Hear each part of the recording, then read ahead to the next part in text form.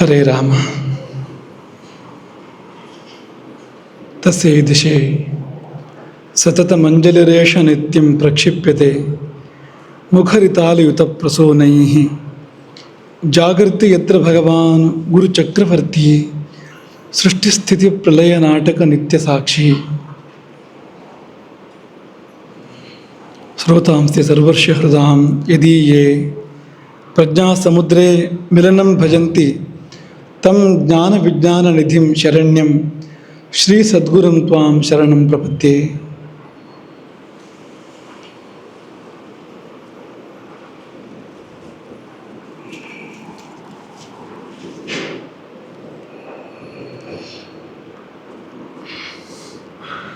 ಯಮಾಯ ಧರ್ಮರಾಜಾಯ ಮೃತ್ಯವೇ ಚಾಂತಕಾಯ ಚ ವೈವಸ್ವತಾಯ ಕಾಲಾಯ ಸರ್ವಭೂತಕ್ಷಯಾಯ ಚ ಔದುಂಬರಾಯ ದಧ್ನಾಯ ನೀಲಾಯ ಪರಮೇಷ್ಠಿನೇ ಮೃಕೋದರಾಯ ಚಿತ್ರಾಯ ಚಿತ್ರಗುಪ್ತಾಯ ವೈ ನಮೋ ನಮಃ.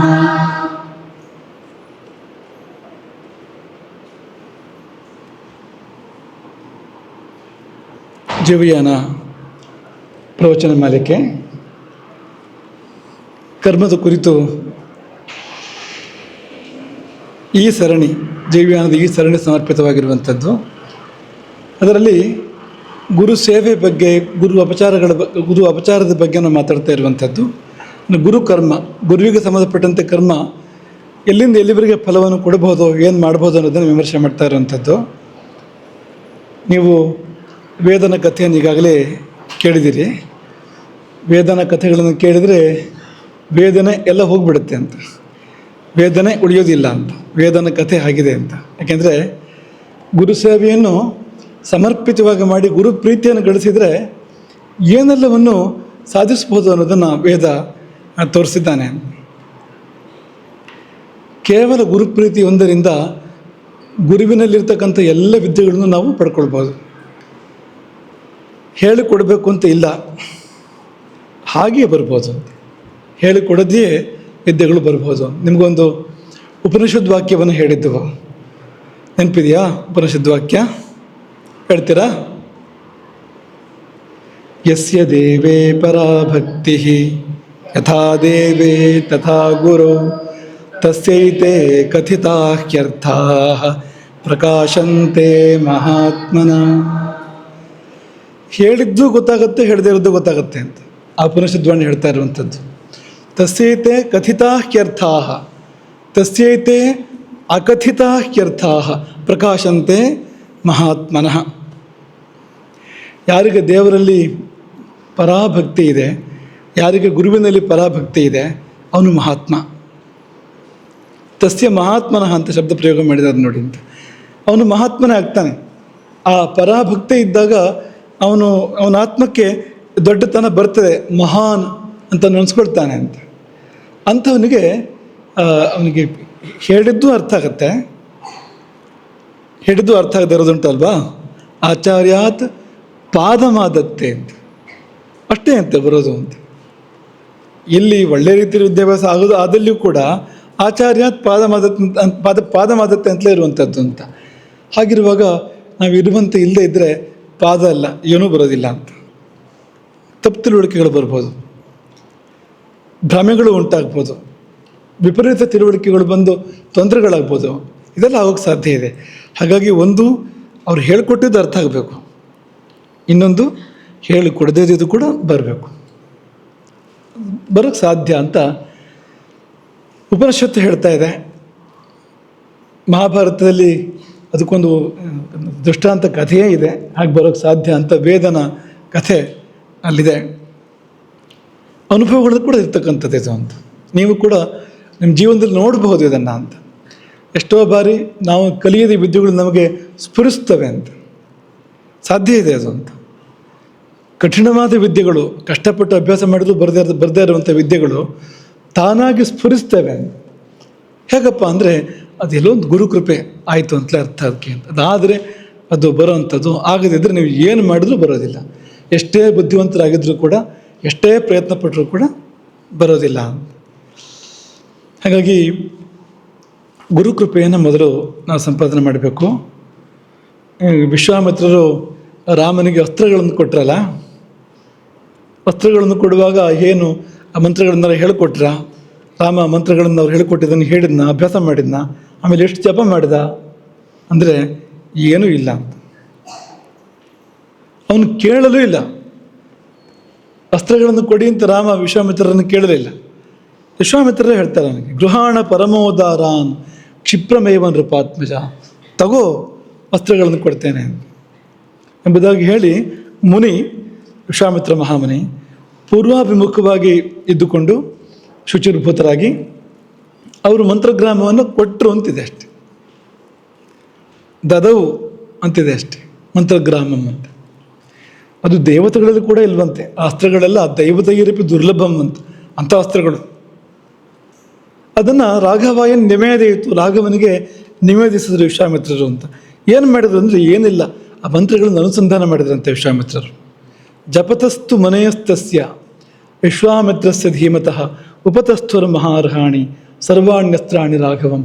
ಅವರು ಆ ಅಸ್ತ್ರ ಮಂತ್ರಗಳನ್ನು ಅನುಸಂಧಾನ ಮಾಡ್ತಾ ಇದ್ದಾರೆ ವಿಶ್ವಾಮಿತ್ರರು. ಅಸ್ತ್ರ ದೇವತೆಗಳೆಲ್ಲ ರಾಮನ ಮುಂದೆ ಪ್ರಕಟ ಆಗ್ತಾ ಇದ್ದಾರೆ, ವಿಶ್ವಾಮಿತ್ರರ ಮುಂದೆ ಅಲ್ಲ. ವಿಶ್ವಾಮಿತ್ರರು ಮಂತ್ರಗಳನ್ನು ಆ ದೇವತೆಗಳನ್ನು ಆ ಮಂತ್ರಗಳನ್ನು ಅನುಸಂಧಾನ ಮಾಡ್ತಾ ಇದ್ದವರು.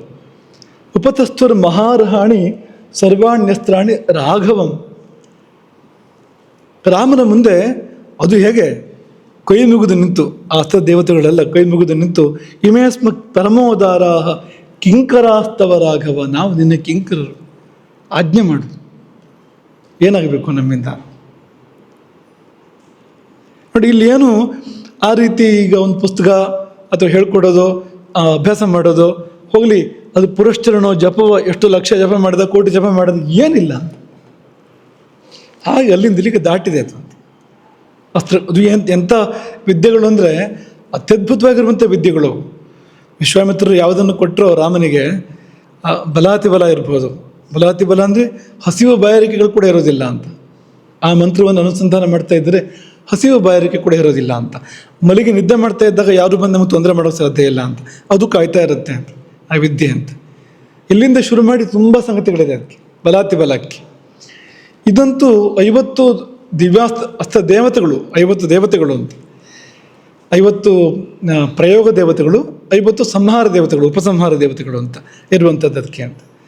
ಅದರಲ್ಲಿ ಎಲ್ಲವೂ ಬಂತು, ಅದರಲ್ಲಿ ಇನ್ಯಾವುದೂ ಬಾಕಿ ಇಲ್ಲ ಅಂತ. ಎಲ್ಲ ಅಸ್ತ್ರಗಳು ಕೂಡ ರಾಮನಿಗೆ ಬರ್ತವೆ. ತುಂಬ ಸರಳವಾಗಿ, ಸುಲಲಿತವಾಗಿ, ಏನೊಂದು ಪ್ರಕ್ರಿಯೆ ಇಲ್ಲದೆ ತಗೋಂಥವ್ರು ಹೇಳಿದ್ದು ಒಂದು ಅವ್ರು ಭಾವಿಸಿದ್ದಷ್ಟೇ, ಅಸ್ತ್ರ ಮಂತ್ರಗಳನ್ನು ಭಾವಿಸಿದ್ದು ಮಾತ್ರ ಅಂತ. ನೀವೇನು ಮಾಡ್ತಿದ್ದೀರಿ ಅಂತ ಯೋಚನೆ ಮಾಡ್ಕೊಳ್ಳಿ. ಆ ಎಲ್ಲ ಅಸ್ತ್ರಗಳು ಬಂದು ನಿಮ್ಮ ಮುಂದೆ ಬಂದು ನಿಂತು, ನಿನ್ನ ಕಿಂಕರರು ನಾವು, ಅಪ್ಪಣೆ ಮಾಡು ಅಂದರೆ, ಓ ಇಂಥವ್ರು ನಮ್ಗೆ ಆಗದೇ ಇದ್ದವನಿದ್ದಾನೆ, ಹೋಗಿ ಅವನ ಮೇಲೆ ಅಂತ ಹೇಳ್ತಿದ್ರು ಏನೋ ಗೊತ್ತಿಲ್ಲ. ಆದರೆ ರಾಮ ಹೇಗೆ ಅಂದರೆ, ಸುಮ್ಮನೆ ಅವ್ರನ್ನ ಈಗ ಸ್ಪರ್ಶ ಮಾಡಿದಂತೆ, ಇರಿ ಸಮಯ ಬಂದಾಗ ಹೇಳ್ತೇನೆ. ಮಾನಸಾಮೇ ಭವಿಷ್ಯಧ್ವಂ, ನನ್ನ ಮನಸ್ಸಿನಲ್ಲಿ ನೆಲೆ ನಿಲ್ಲಿ, ಅಲ್ಲಿರಿ, ಇದ್ದುಕೊಳ್ಳಿ ಅಲ್ಲಿ. ಕಾರ್ಯಕಾಲೇ ಸಮಾಯಾತೆ, ನಿಮಗೆ ಸಂದರ್ಭ ಇದ್ದಾಗ ಹೇಳ್ತಾನೆ ಅಂತ. ಆವಾಗ ಬಂದು ನಾನು ಹೇಳಿದ್ದನ್ನು ಮಾಡುವಿರಂತೆ ಅಂತ ರಾಮ. ಎಂಥ ಸಂಯಮಿ ಅಂತ. 12 ವರ್ಷದ ರಾಮ, ಕೇವಲ 12 ವರ್ಷದ ರಾಮ, ಅವನ ಸಂಯಮ ಹೇಗಿತ್ತು, ಅವನ ವ್ಯಕ್ತಿತ್ವ ಹೇಗಿತ್ತು ಅನ್ನೋದನ್ನು ಈ ಸಂದರ್ಭ ತೋರಿಸುತ್ತೆ. ನಾವು ನಿಮಗೆ ಹೇಳಲಿಕ್ಕೆ ಹೊರಟಿದ್ದೇನು ಅಂತಂದರೆ, ಎಷ್ಟು ಸುಲಲಿತವಾಗಿ, ಸುಲಭವಾಗಿ ಆ ಎಲ್ಲ ದಿವ್ಯಾಸ್ತ್ರಗಳು ರಾಮನಿಗೆ ದಾಟಿದವು ಅಂತ. ಹಾಗೆ ದಾಟುವ ಪ್ರಕ್ರಿಯೆ ಒಂದಿದೆ, ವಿದ್ಯೆಯನ್ನು ಹೇಳಿಕೊಟ್ಟು ಕಲಿಯುವ ಪ್ರಕ್ರಿಯೆ ಒಂದಿದೆ. ಅದಕ್ಕಿಂತ ಶ್ರೇಷ್ಠವಾಗಿರುವಂಥದ್ದು ವಿದ್ಯೆ ದಾಟುವಂಥದ್ದು ಗುರುವಿನಿಂದ ಶಿಷ್ಯನಿಗೆ. ಅದಕ್ಕೆ ತುಂಬ ಮುಖ್ಯವಾಗಿ ಬೇಕಾಗುವಂಥದ್ದು, ಒಂದು ವಿದ್ಯೆ ಗುರುವಿನಲ್ಲಿ ಇರಬೇಕು. ಗುರು ಅಂತ ಯಾರು ಕರ್ಸ್ಕೊಳ್ತಾನೋ ಅವನಲ್ಲಿ ನಿಜವಾಗಿ ವಿದ್ಯೆ ಇರಬೇಕು, ಅದು ತುಂಬ ಅಗತ್ಯ. ಇಲ್ಲಿದ್ದರೆ ದಾಟೋದು ಹೇಗೆ ಅಂತ. ಈಗ ವಿದ್ಯೆ ಇಲ್ಲೋರಲ್ಲಿ ಹೋಗಿ ನೀವು ಸೇವೆ ಮಾಡಿದರೆ ಅವಾಗೇನು ದಾಟಿಲ್ಲ ಅಂತಂದರೆ ಏನು ಮಾಡೋದು, ಇಲ್ಲ ಅಲ್ಲಿ ಅಂತ. ನಿಜವಾಗಿ ಆಶಯವಾದ ವಿದ್ಯೆಗಳು ಯಾರು ಒಬ್ಬನಲ್ಲಿ ಇದ್ದರೆ, ಅವನು ಸುಪ್ರೀತನಾದರೆ ಬೇರೆ ಏನು ಬೇಡ ಅಂತ. ಸುಪ್ರೀತನಾಗುವಾಗ ಸೇವೆಯಿಂದ ಸುಪ್ರೀತನಾಗ್ಬೋದು, ಸಮರ್ಪಣೆಯಿಂದ ಸುಪ್ರೀತನಾಗ್ಬೋದು, ಅಥವಾ ಕೇವಲ ನಡವಳಿಕೆಯಿಂದ ಸುಪ್ರೀತನಾಗ್ಬೋದು. ಚರಿತ್ರೆಯಿಂದ ತನ್ನ ಶಿಷ್ಯನ ವರ್ತನೆ, ನಡವಳಿಕೆ, ಸ್ವಭಾವ ಇದರಿಂದಲೇ ಸಂತೋಷ ಆಗ್ಬೋದು, ಯಾವುದರಿಂದಲೂ ಆಗ್ಬೋದು. ಇದೇ ರೀತಿ ಅಂತ ನಿಯಮ ಏನೂ ಇಲ್ಲ ಅಂತ. ಗುರು ಸುಪ್ರೀತನಾದರೆ ಅವನಲ್ಲಿ ಇರುವಂಥದ್ದು ಶಿಷ್ಯರಿಗೆ ದಾಟಿಕೊಡ್ತದೆ ತುಂಬ ಸುಲಭವಾಗಿ ಎಂಬುದಾಗಿ. ವೇದವಾಣಿ ಅದು ಸುಳ್ಳಾಗಲಿಕ್ಕೆ ಸಾಧ್ಯ ಇಲ್ಲ. ಹೀಗೆ ಗುರು ಕೃಪೆ ಆದಾಗ ಏನಾಗುತ್ತೆ ಅನ್ನೋದಕ್ಕೆ ತುಂಬ ಉದಾಹರಣೆಗಳಿದೆ, ಎಷ್ಟು ಬೇಕಾದ್ರೂ ಉದಾಹರಣೆಗಳಿದೆ. ನೀವು ಯಾವ ಗ್ರಂಥ ಮುಗಿಸಿ ಹಾಕಿದ್ರೂ ಉದಾಹರಣೆಗಳಿದೆ ಅಲ್ಲಿ. ಒಂಚೂರು ಗುರು ಕೃಪೆ ವ್ಯತ್ಯಾಸ ಆದರೆ ಏನಾಗ್ಬೋದು ಅನ್ನೋದಕ್ಕೊಂದು ಕಥೆಯನ್ನು ಇವತ್ತು ಅನುಸಂಧಾನ ಮಾಡೋಣ. ಇದು ಮನುಷ್ಯರ ಕಥೆ ಅಲ್ಲ, ಇದು ದೇವತೆಗಳ ಕಥೆ, ದೇವರಾಜನ ಕಥೆ. ಅವನಾದರೆ ಏನು ಅಂತ, ದೇವತೆಗಳ ದೊರೆಯಾದರೆ ಏನು ಅಂತ, ಒಂಚೂರು ಸ್ವಲ್ಪ ಗುರುವಿನ ಪ್ರಸನ್ನತೆ ಆ ಕಡೆ ಈ ಕಡೆ ಆದರೆ ಏನಾಗ್ಬೋದು ಅವನ ಕಥೆ ಅನ್ನೋದನ್ನು ಭಾಗವತ ನಿರೂಪಣೆ ಮಾಡ್ತಾ ಇದೆ ಇಲ್ಲಿ. ಅಂಥದ್ದೊಂದು ಕಥೆಯನ್ನು ನಿಮ್ಮ ಮುಂದೆ ಇವತ್ತು ಆದಷ್ಟು ಸಂಕ್ಷೇಪವಾಗಿ ಪ್ರಸ್ತುತಪಡಿಸುವಂಥ ಪ್ರಯತ್ನ. ಒಂದು ವಾಕ್ಯದಲ್ಲಿ ಶುಕರು ಸಾರಾಂಶವನ್ನು ಹೇಳ್ಬಿಡ್ತಾರೆ. ಮೊದಲು, ಇಂದ್ರ ತ್ರಿಭುವನೈಶ್ವರ್ಯ ಮದೋಲ್ಲಂಘಿತ ಸತ್ಪಥ. ಇಂದ್ರನು ಏನಾಗಿದ್ದಾನೆ ಅಂದರೆ ತ್ರಿಭುವನೈಶ್ವರ್ಯ. ಐಶ್ವರ್ಯ ಅಂದರೆ ಏನು? ಯಾರು ಹೇಳ್ತೀರಿ? ಐಶ್ವರ್ಯ ಅಂದರೆ ಏನು? ಏನು ಐಶ್ವರ್ಯ ಶಬ್ದ ಯಾವ ಶಬ್ದದಿಂದ ಬಂದಿದೆ? ಈಶ್ವರ ಶಬ್ದದಿಂದ ಐಶ್ವರ್ಯ ಶಬ್ದ ಬಂದಿದೆ. ಈಶ್ವರ ಅಂದರೆ ಏನು? ಒಡೆಯ ಅಂತ. ಹಾಗಾಗಿ ಐಶ್ವರ್ಯ ಅಂದರೆ ಒಡೆತನ ಅಂತ ನಿಜವಾದ ಅರ್ಥ. ಅದಕ್ಕೆ ಮೂಲ ಅರ್ಥ ಒಡೆತನ ಅಂತ. ಈಗ ಬೇರೆ ಅರ್ಥದಲ್ಲಿ ಬಂದಿದೆ, ಅದು ಮೂಲ ಅರ್ಥ ಅಷ್ಟೇ ಅಂತ, ಒಡೆತನ ಅಂತ. ಈ ಅರ್ಥವು ಸಲ್ಲುವಂಥದ್ದೇ. ಇಷ್ಟು ಸಂಪತ್ತಿಗೆ ಅವನು ಈಶ್ವರ ಅಂತ, ಅವನ ಕೈಯಲ್ಲಿದೆ ಅಂತ ಆ ಅರ್ಥದಲ್ಲಿ ಇಲ್ಲಿ ಕೂಡ ಹೊಂದುವಂಥದ್ದೇ. ಈ ತ್ರಿಭುವನ ಐಶ್ವರ್ಯದಿಂದ, ಮೂರು ಲೋಕದ ಒಡೆತನದಿಂದ ಒಂದು ಮದ ಅವನಲ್ಲಿ ಏರ್ಪಟ್ಟಿದೆ ಅಂತ. ಆ ಮದದ ಪರಿಣಾಮ ಏನಾಯಿತು ಅಂದರೆ ಉಲ್ಲಂಘಿತ ಸತ್ಪಥ, ಸನ್ಮಾರ್ಗವನ್ನು ಅವನು ಉಲ್ಲಂಘಿಸಿದ್ದಾನೆ ಅಂತ. ಇದು ಸಾರಾಂಶ. ಹಾಗಾಗಿ ಹುಷಾರಾಗಿರಿ. ಎಲ್ಲಿಯಾದರೂ ಮದ ಬಂತೋ ಕೆಟ್ಟದು ಕೆಲಸ ಅಂತ. ಮದ ಅನ್ನೋ ಶಬ್ದಕ್ಕೆ ಇನ್ನೊಂದು ಅರ್ಥ ಏನು ಗೊತ್ತಾ? ಒಂದರ್ಥ ಸೊಕ್ಕು ಅಂತ, ಗರ್ವ ಅಂತ. ಇನ್ನೊಂದರ್ಥ ಅಮಲು, ಮದ್ಯ. ಕೇಳಿಲ್ವ ನೀವು? ಬರೀ ಕೇಳಬೇಕು ಅಷ್ಟೇ, ಮತ್ತೇನೋ ಮಾಡಬಾರ್ದು. ಅದನ್ನು ಅಷ್ಟು ಸಾಕು, ಕೇಳಿದ್ರೆ ತೊಂದರೆ ಮಾಡ್ಬೋದು ಅಂಥ ವಸ್ತು ಅದು. ಹಾಗಾಗಿ ಇಲ್ಲಿವರೆಗೆ ಇಟ್ಕೊಳ್ಳಿ ಅದನ್ನ, ಇಲ್ಲಿಂದ ಮುಂದೆ ಯಾವತ್ತೂ ಬರಬಾರದು ಜೀವನದಲ್ಲಿ ಅಂತ. ಯಾಕೆಂದರೆ ಅದು ಅಮಲನ್ನು ಏರ್ಪಡಿಸುತ್ತೆ ಅಂತ. ಮದ ಶಬ್ದದಿಂದ ಬಂದಿರುವಂಥದ್ದು. ಮದ್ಯ, ಮಾದಕ ಶಬ್ದ ಕೇಳಿದ್ರು ನೀವು? ಮಾದಕ ವಸ್ತುಗಳು. ಮಾದಕ ಅಂದರೆ ಏನು? ಮದವನ್ನು ಉಂಟು ಮಾಡ್ತೇವೆ ಅಂತ. ಮದ ಅಂದರೆ ಏನು? ಅಮಲು ಅಂತ. ಇದೆರಡು ಹತ್ತತ್ರ ಇರುತ್ತೆ ಅಂತ. ಈ ಸೊಕ್ಕು ಮತ್ತು ಅಮಲು ಇದೆಯಲ್ಲ, ಈ ಸೊಕ್ಕಿನ ಅಮಲು ಅದು ಬಂತು ಅಂದರೆ ಅವನಿಗೆ ಸರಿ ತಪ್ಪು ಗೊತ್ತಾಗೋದಿಲ್ಲ ಅಂತ. ಮುಖ್ಯವಾದ ಸಮಸ್ಯೆ ಏನಂದರೆ ಯಾವುದು ಮಾಡಬೇಕಾಗಿದ್ದು ಯಾವುದು ಮಾಡಬಾರ್ದು ಅಂತ ವ್ಯತ್ಯಾಸ ಗೊತ್ತಾಗೋದಿಲ್ಲ ಅವನಿಗೆ ಅಂತ. ತಪ್ಪು ಮಾಡ್ತಾನೆ ಅವನು. ಅವನಿಗೆ ಮದ ಬಂದಾಗ ಹಿರಿಯರು, ಕಿರಿಯರು, ಗುರುಗಳು ಯಾವುದೂ ಇರೋದಿಲ್ಲ ಅಂತ. ಹಾಗಾಗಿ ಇಲ್ಲಿ ಮೂರು ಲೋಕದ ದೊರೆಗೆ ಬಂದ್ಬಿಟ್ಟಿದೆ ಅದು ಅಂತ. ಇನ್ನು ನಾವೇನು ಕತೆ? ಹುಷಾರಾಗಿರಬೇಕು. ಇದಕ್ಕೆ ಆಂಗ್ಲ ಪದ, ಹತ್ತಿರ ಇರುವಂಥ ಪದ ಈಗೋ ಅಂತ. ನಿಮಗೆ ಈಗೋಗೆ ಈ ಗೋ ಹೋಗು ಅಂತ ನೀವು ಹೇಳಿದರೆ ಈಗೋ ಬಂದೆ ಅಂತ ಈ ಕಡೆಯಿಂದ ಬಂದುಬಿಡುತ್ತಂತೆ, ಹಿಂದ್ಗಡೆಯಿಂದ ಬಂದು ಮತ್ತೆ ಸೇರ್ಕೊಂಡು ಬಿಡುತ್ತಂತೆ. ಮಹಾದ್ವಾರದಿಂದ ಮನೆ ದೊಡ್ಡ ಬಾಗಿಲು ತೆಗೆದು ಹೊರಗಡೆ ತಳ್ಳಿದರೆ ಅದು ಕಿಟಕಿಯಿಂದ ಒಳಗೆ ಬರುತ್ತಂತೆ, ಹಿಂದ್ಗಡೆ ಭಾಗದಿಂದ ಒಳಗೆ ಬರುತ್ತಂತೆ. ಆಮೇಲೆ ಮಾಡಿ ಇಳಿಸಿ ಹೊಂಚಿ ಇಳಿಸ್ಕೊಂಡು ಒಳಗಡೆ ಬರುತ್ತಂತೆ. ಅಂತೂ ನಮ್ಮ ಒಳಗೆ ಬಂದು ಮತ್ತೆ ಎಷ್ಟೊತ್ತಿಗೆ ಬಂತು ಅಂತಲೇ ಗೊತ್ತಿಲ್ಲ, ಬಂದು ಪುನಃ ಸೇರ್ಕೊಳ್ಳೋದ್ರಿಂದ ಅದಕ್ಕೆ ಆ ಹೆಸರು ಕರಿಬೋದು ಅಂತ ಕೊಡ್ತೀವಿ ನಾವು. ಈಗೋ ಬಂದೆ ಅಂತ ಬಂದ್ಬಿಡುತ್ತೆ ಅದು ಅಂತ. ಹಾಗಾಗಿ ಈಗೋ ಅಂತ ಅದರ ಪರಿಣಾಮ ಏನು ಅಂತ ಅದು ಈ ಕಥೆಯ ಸಾರಾಂಶ. ಮೊದಲಿಗೆ ಇಂದ್ರನ ವೈಭವವನ್ನು ಅವರು ವರ್ಣನೆ ಮಾಡ್ತಾರೆ. ಚೆನ್ನಾಗಿ ಕೂತ್ಕೊಳ್ಳಿ, ಎಲ್ಲ ಸರಿಯಾಗಿ ಕೂತ್ಕೊಳ್ಳಿ. ಇಂದ್ರನ ಮಹಾವೈಭವ. ಇಂದ್ರ ಅಮರಾವತಿಯಲ್ಲಿ, ಅಮರಾವತಿ ಅಂದರೆ ನಗರಗಳಲ್ಲಿ ಶ್ರೇಷ್ಠ ಅದು. ಅಂಥದ್ದೊಂದು ದೇವನಗರಿ ಅದು. ಅಮರಾವತಿಯಲ್ಲಿ ಕೂಡ ಸುಧರ್ಮ ಸಭೆ ಅಂತ ಇದೆ. ಆ ಸಭೆ ಒಂದು ಅದ್ಭುತ, ಸರ್ವರತ್ನಮಯ ಅದು. ಈ ಕಂಬಗಳೆಲ್ಲ ಸ್ಫಟಿಕದ್ದು ಅಂತ, ಅಂಥದ್ದದು ಅಂತ, ನೆಲ ಎಲ್ಲ ಮುತ್ತಿನದ್ದು ಅಂತ, ಅಂಥ ಅಮರಾವತಿ. ಅಲ್ಲಿ ಇಂದ್ರಾಸನ ಅಂದ್ರೇನು? ಅತ್ಯುಚ್ಚವಾಗಿರ್ತಕ್ಕಂಥ ಒಂದು ಆಸನ ಇಂದ್ರಾಸನ. ಅಲ್ಲಿ ಇಂದ್ರ ಮಂಡಿಸಿದರೆ ಪಕ್ಕದಲ್ಲಿ ಪೌಲೋಮಿ. ಯಾರು ಪೌಲೋಮಿ ಅಂದರೆ? ಪುಲೋಮನ ಮಗಳು ಶಚಿ, ಅವಳಿಗೆ ಇನ್ನೊಂದು ಹೆಸರು ಪೌಲೋಮಿ ಅಂತ. ಅವಳು ಮಂಡಿಸಿದಾಳೆ ಅರ್ಧಾಸನದಲ್ಲಿ. ಸುತ್ತುವರೆದವರು ಯಾರು ಅಂದರೆ ಮರುದ್ಭಿಹಿ, ಮರುದ್ಗಣಗಳು, ವಸುಭಿಹಿ, ವಸುಗಳು, ರುದ್ರೈಹಿ, ಏಕಾದಶ ರುದ್ರರು, ಅಷ್ಟವಸುಗಳು, ಏಕಾದಶ ರುದ್ರರು, ಆದಿತ್ಯೈಹಿ, ದ್ವಾದಶ ಆದಿತ್ಯರು, ರುಭುಭಿಹಿ, ರುಭುಗಳು ಅಂತ ಒಂದು ದೇವವರ್ಗ ಅದೊಂದು, ವಿಶ್ವೇ ದೇವೈಶ್ಚ ಅಂತ, ವಿಶ್ವೇ ದೇವತೆಗಳು ಅಂತ, ಸಾಧ್ಯೈಹಿ, ಸಾಧ್ಯರುಗಳು, ನಾಸತ್ಯಾಭ್ಯಾಂ, ನಾಸತ್ಯರು ಅಂದರೆ ಯಾರು? ನಾಸತ್ಯ, ಅಶ್ವಿನಿ ದೇವತೆಗಳು. ಆ ಜೋಡಿಗೆ ನಾಸತ್ಯ ಅಂತ ಹೆಸರು, ಯುಗಲಕ್ಕೆ ಅಂತ. ಹಾಗೆ ನಾಸತ್ಯರು ಅಶ್ವಿನಿ ದೇವತೆಗಳು. ಸಿದ್ಧಚಾರಣ ಗಂಧರ್ವೈಹಿ, ಸಿದ್ಧರು, ಚಾರಣರು, ಗಂಧರ್ವರು, ಮುನಿಭಿರು ಬ್ರಹ್ಮವಾದಿಭಿಹಿ, ಬ್ರಹ್ಮವಾದಿಗಳಾದ ಮುನಿಶ್ರೇಷ್ಠರು. ವಿದ್ಯಾಧರಾಪ್ಸರೋಭಿಶ್ಚ, ವಿದ್ಯಾಧರರು, ಅಪ್ಸರೆಯರು.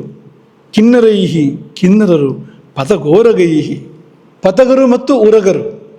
ಪತಗರು ಅಂದರೆ ಪಕ್ಷಿಗಳು.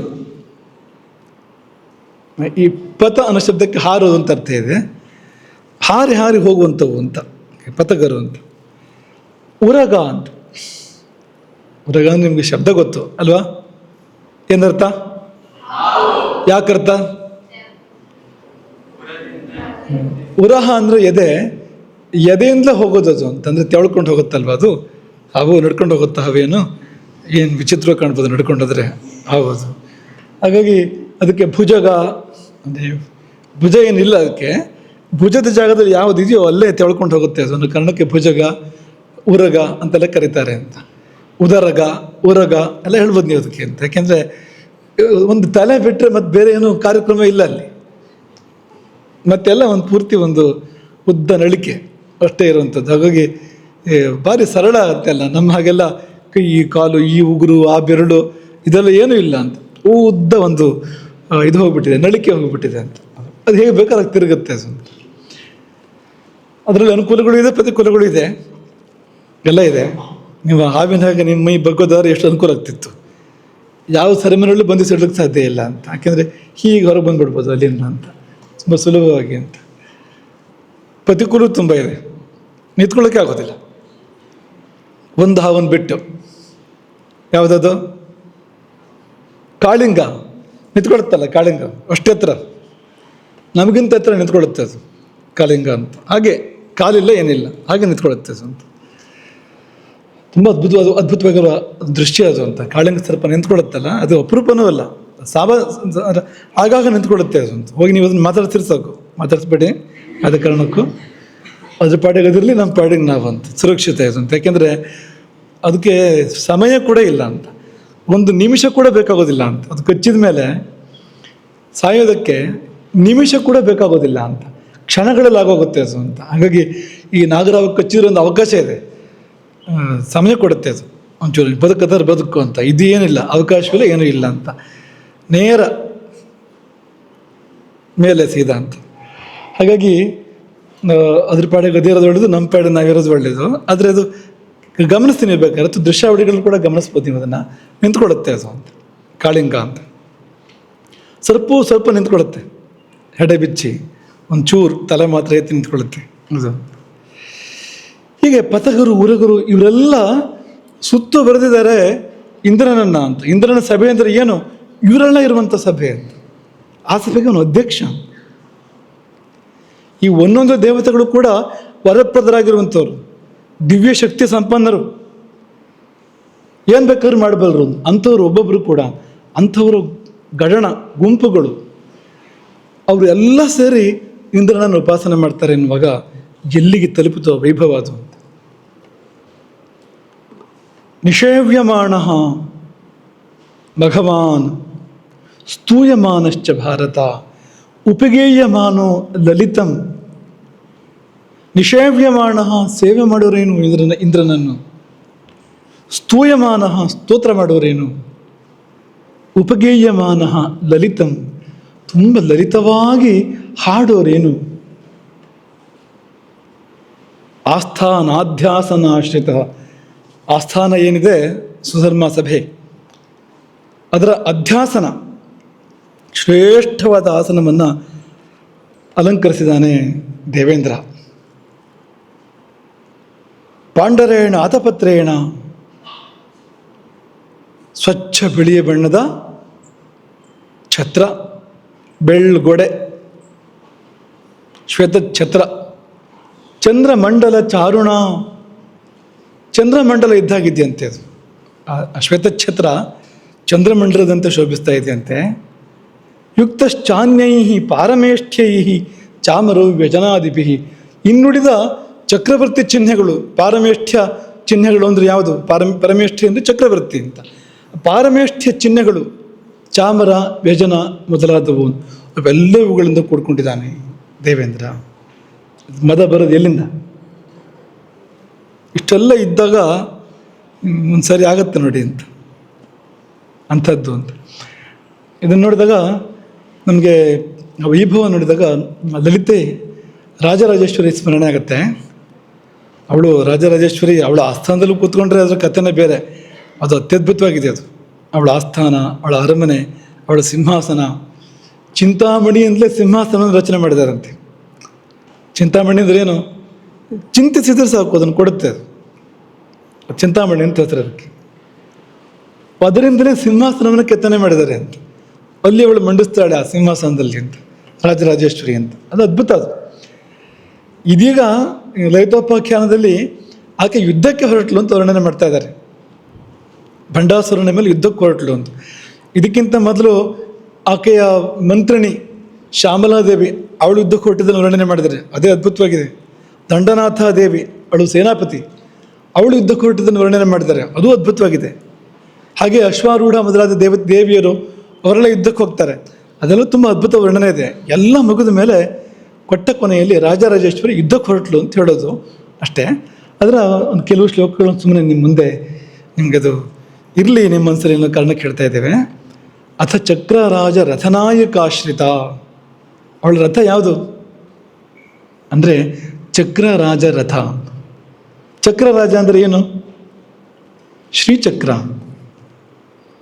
ಕೇಳಿದಿರ ಶ್ರೀಚಕ್ರ ಅಂತ? ಅದೇ ಅವಳ ರಥ ಅಂತೆ, ಶ್ರೀಚಕ್ರವೇ ಅಂತ. ಆ ಎಲ್ಲ ದೇವತೆಗಳು ಅವಳ ಪರಿವಾರ. ಶ್ರೀಚಕ್ರದಲ್ಲಿ ಬೇರೆ ಎಲ್ಲ ದೇವತೆಗಳು ಏನು ಬರ್ತಾರೆ ಅವರೆಲ್ಲ ಅವಳ ಪರಿವಾರ ಅಂತ. ಆ ರಥವನ್ನೇ ಹೋಗಿ ಯುದ್ಧ ಮಾಡ್ತಾಳೆ ಅಂತ. ಹಾಗಾಗಿ ಅಥ ಚಕ್ರರಾಜ ರಥನಾಯಿಕಾಶ್ರಿತ. ಅದನ್ನು ರಥ ಅಂತ ಕರೀಲಿಲ್ಲ, ರಥನಾಯಿಕ ಅಂತ. ರಥವೂ ಸ್ತ್ರೀಲಿಂಗವಂತೆ ಇಲ್ಲಿ, ರಥನಾಯಿಕೆ ಅದು ಅಂತ. ಮತ್ತು ಚಕ್ರ ಅಂದರೆ ಸುಮ್ಮನೆ ಚಕ್ರ ಅಲ್ಲ, ಅದು ಚಕ್ರ ರಾಜ ಅಂತ. ಅಂಥದ್ದನ್ನು ಏರಿದಾಳಂತೆ ರಾಜರಾಜೇಶ್ವರಿ. ಜ್ವಲಿತಾಂಕುಶ, ಅವಳ ಕೈಯಲ್ಲಿ ಅಂಕುಶ ಇದೆ, ಒಂದು ಕೈಯಲ್ಲಿ ಅಂಕುಶ ಇದೆ. ರಾಗಸ್ವರೂಪ ಪಾಷಾಢ್ಯ ಕ್ರೋಧಾಕಾರ ಅಂಕುಶೋಜ್ವಲ. ಕ್ರೋಧವೇ ಅಂಕುಶ ಅಂತ. ಯಾರಾದ್ರು ದಾರಿ ತಪ್ಪಿ ಹೋಗ್ತಾರೆ ಜೀವಗಳು ಅಂತಂದರೆ ಅಂಕುಶವನ್ನು ಎತ್ತಾಳೆ ಕೂಡಲೇ ಅವಳು ಅಂತ. ಅವಳು ಕ್ರೋಧ ಅದು ಅಂತ. ಅದೇ ಅಂಕುಶವಾಗಿ ಕೆಲಸ ಮಾಡುತ್ತೆ ಅಂತ, ಲಲಿತಾ ದೇವಿಯದ್ದು ಅಂತ. ಅಂಕುಶವನ್ನು ಕೈಯಲ್ಲಿ ಹಿಡಿದಾಳೆ. ಅಂಕುಶ ಪ್ರಜ್ವಲಿಸ್ತಾ ಇದೆಯಂತೆ, ಒಂದು ಜ್ವಾಲೆಗಳನ್ನು ಉಗುಳ್ತಾ ಇದೆಯಂತೆ ಅಂಕುಶ ಅಂತ. ಫಣಿ ಸಮಾನ ಪಾಶಭೃತು, ಇನ್ನೊಂದು ಕೈಯಲ್ಲಿ ಪಾಶ ಇದೆ. ಪಾಶ ಅಂಕುಶ ಎರಡನ್ನೂ ಧಾರಣೆ ಮಾಡ್ತಾಳೆ ಅವಳು. ಪಾಶ ಹೇಗಿದಂತೆ ಅಂದರೆ ಫಣಿ ಸಮಾನ ಅಂತ, ಕಾಳೋರಗದಂತೆ ಇರುವಂಥ ಪಾಶ, ಮಹಾಸರ್ಪದಂತೆ ಇರುವಂಥ ಒಂದು ಪಾಶ, ಅದು ಒಂದು ಕೈಯಲ್ಲಿ. ಕಲನಿಕ್ವಣ ದ್ವಲಯ ಮೈಕ್ಷವಂ ಧನು ದಧತಿ ಪದೀಪ್ತ ಕುಸುಮೇಶು ಪಂಚಕ. ಒಂದು ಕೈಯಲ್ಲಿ ಕಬ್ಬಿನ ಬಾಣ, ಕಬ್ಬಿನ ಬಿಲ್ಲು, ಇನ್ನೊಂದು ಕೈಯಲ್ಲಿ ಹೂವಿನ ಬಾಣ ಅಂತ. ಎಂಥ ಕರುಣಾಮಯಿ ಅಂದರೆ ಅವಳು ಬಿಲ್ಲು ಹಿಡಿದ್ರೆ ಕಬ್ಬಿನ ಬಿಲ್ಲನ್ನು ಹಿಡಿತಾಳಂತ ಅವಳು. ಎಷ್ಟು ಕೋಮಲ ಅಲ್ವಾ? ಸಿಹಿ ಮತ್ತು ಬೇರೆ ಕಬ್ಬು ಅಂದರೆ. ಬಾಣ ಪ್ರಯೋಗ ಮಾಡಿದರೆ ಹೂವುಗಳೇ ಬಾಣ ಅಂತ ಕೇದ್ದು ಅಂತ. ಕುಸುಮೇಶು ಪಂಚಕ ಅಂತ 5 ಬಾಣಗಳಂತೆ. ಹೂವಿನ ಬಾಣಗಳು 5 ಅಂತ. ಅರವಿಂದ ಅಶೋಕಂಚ ಜ್ಯೋತಂಚ ನವಮಲ್ಲಿಕ ನೀಲೋತ್ಪಲಂಚ, ಇದೇ 5. ಕಾಮನಕ್ಕೆ ಕೊಟ್ಟಿದ್ದು ಇವಳೇ, ಕಾಮನದ್ದೇನು ಸ್ವಂತ ಅಲ್ಲ ಅದು, ಕಾಮನನ್ನು ಸೃಷ್ಟಿ ಮಾಡಿದವಳೇ ಅವಳು ಅಂತ. ಕಾಮೇಶ್ವರಿ ಎಂದು ಕರೀತಾರೆ ಆಕೆಯನ್ನ ಅಂತ. ಕೇವಲ ದೃಷ್ಟಿಪಾತ ಮಾತ್ರದಿಂದ ಬೂದಿಯಿಂದ ಮತ್ತೆ ಕಾಮನನ್ನು ಎಬ್ಬಿಸ್ತವಳು ಅವಳು ಅಂತ. ಹಾಗಾಗಿ ಅವಳ ಕೈಯಲ್ಲಿ ಇಕ್ಷುಧನು, ಕಬ್ಬಿನ ಧನುಸ್ಸಿದೆ ಅಂತ, ಹೂವಿನ ಬಾಣಗಳು ಅಂತ. ಹಾಗಾಗಿ ಸಿಹಿಯಾದ ಬಿಲ್ಲನ್ನು ಹಿಡಿದು ಕೋಮಲವಾದ ಬಾಣಗಳನ್ನು ಪ್ರಯೋಗ ಮಾಡ್ತಾಳಂತ ಅವಳು. ಅವಳೆ ರಾಜರಾಜೇಶ್ವರಿ ಅಂತ. ಪರಿಣಾಮ ಮೇಲೆ ಆಗುತ್ತೆ, ಹಾಗೇನೆ ಅಂದ್ಕೊಳ್ಬೇಡಿ ನನ್ನ ಮೇಲೂ ಬಾಣ ಪ್ರಯೋಗ ಮಾಡಲಿ ಅನ್ನೋರು ಅಂತ ಹಾಗೆಲ್ಲ ಅಂದ್ಕೋಬೇಡಿ. ಅದು ಒಳ್ಳೆಯದೇ, ಬಾಣ ಪ್ರಯೋಗ ಮಾಡಲಿ, ಏನೇ ಪ್ರಯೋಗ ಮಾಡಲಿ, ಅವಳಿಂದ ಏನೇ ಬಂದರೂ ನಮಗೆ ಒಳ್ಳೆಯದೇ ಆಗೋದು, ಕೆಟ್ಟದ್ದೇನಾಗೋದಿಲ್ಲ. ಹೀಗೆ ಅವಳು ಆ ಧನುಸ್ಸನ್ನು ಹಿಡ್ಕೊಂಡಿದ್ದಾಳಂತೆ ಒಂದು ಕೈಯಲ್ಲಿ. ಆ ಧನುಸ್ಸನ್ನು ಹಿಡ್ಕೊಂಡಾಗ ಆ ಧನುಸ್ಸನ್ನು ಅವಳು ಆಡಿಸ್ತಾಳಲ್ಲ, ಅವಳ ಕೈಯಲ್ಲಿರ್ತಕ್ಕಂಥ ಆ ವಲಯ, ಆ ಬಳೆ ಮಧುರವಾಗಿ ಶಬ್ದ ಮಾಡ್ತಾ ಇದೆಯಂತೆ. ಕಲ ನಿಕ್ವಣತ್ ಅಂದರೆ ತುಂಬ ಮಧುರವಾಗಿ ಬಳೆ ಸದ್ದು ಮಾಡ್ತಾ ಇದೆ.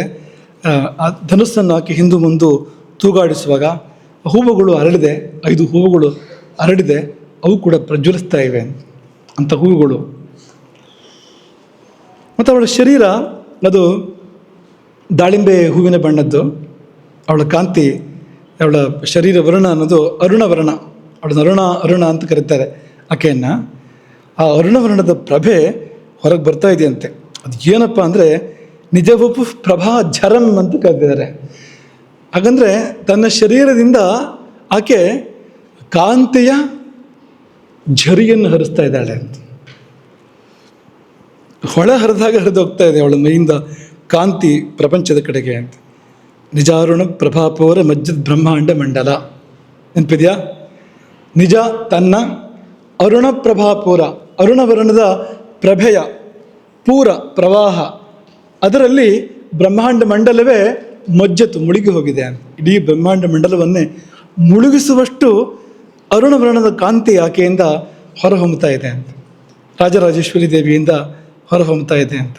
ಇಲ್ಲಿ ಏನು ಹೇಳ್ತಾ ಇದ್ದಾರೆ ಅಂದರೆ ಉದಯತ್ ಸಹಸ್ರ ಮಹಾಸಾಂ, 1000 ಜ್ಯೋತಿಗಳು, 1000 ಜ್ಯೋತಿಗಳು, 1000 ಅಲ್ಲ, 1000 ಜ್ಯೋತಿಗಳು ಸೂರ್ಯರು ಒಟ್ಟಿಗೆ ಉದಯಿಸಿದಂತೆ, 1000 ಬಾಲ ಸೂರ್ಯರು ಒಟ್ಟಿಗೆ ಉದಯಿಸಿದಂತೆ ಇರುವಂಥ ತನ್ನ ಪ್ರವಾಹ ಅದನ್ನು ಎಲ್ಲೆಡೆ ಹರಿಬಿಡ್ತಾ ಇದ್ದಾಳೆ ಅವಳು.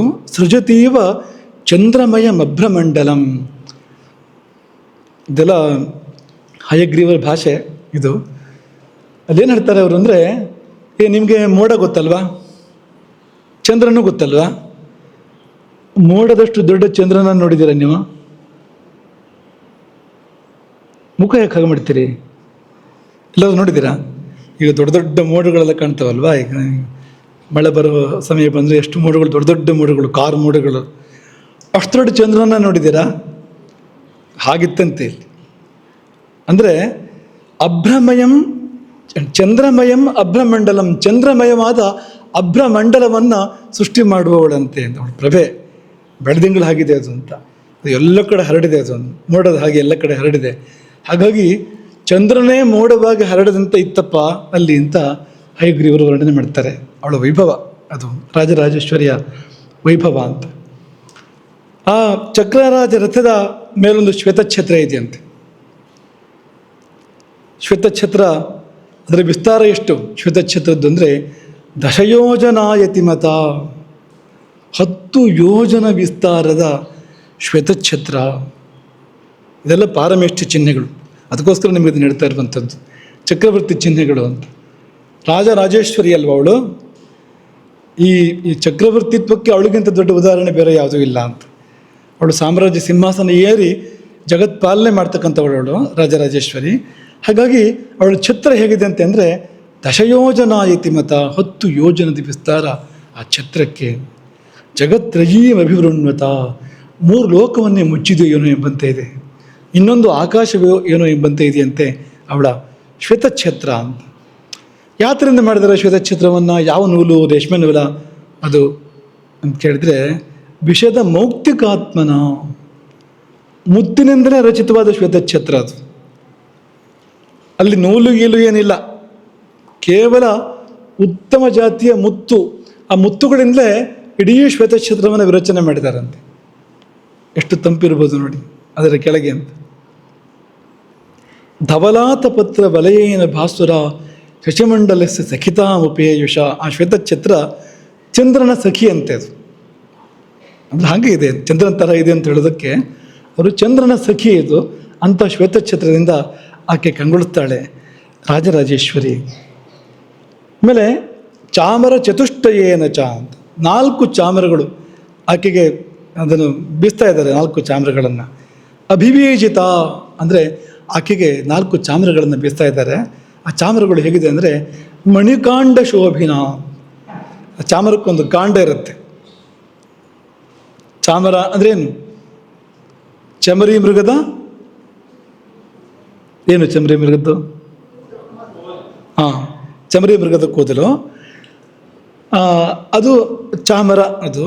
ಆದರೆ ಬರೇ ಚಮರಿ ಮೃಗದ ಕೂದಲಲ್ಲಿ ಏನು ಬೀಸೋಕ್ಕಾಗಲ್ವಲ್ಲ, ಹಿಡಿಕೆ ಬೇಕಲ್ವ ಅದಕ್ಕೆ ಹಿಂದ್ಗಡೆಗೆ. ಆ ಹಿಡಿಕೆ ಮಣಿಕಾಂಡ ಅಂತ, ಮಣಿಯಿಂದಲೇ ನವರತ್ನಗಳಿಂದ ವಿರಚಿತವಾಗಿರ್ತಕ್ಕಂಥ ಹಿಡಿಕೆ ಅಂತೆ. ಮಣಿಕಾಂಡ ಶೋಭಿನ ಚಾಮರ ಚತುಷ್ಟಯೇನ, ಅದು ನವಚಂದ್ರಿಕಾ ಲಹರಿ ಕಾಂತಿ ಕಂದಲಿ ಚತುರೇಣ. ಅದರಿಂದಲೂ ಬೆಳದಿಂಗಳು ಹೊರಹೊಮ್ಮುತ್ತಾ ಇದೆ.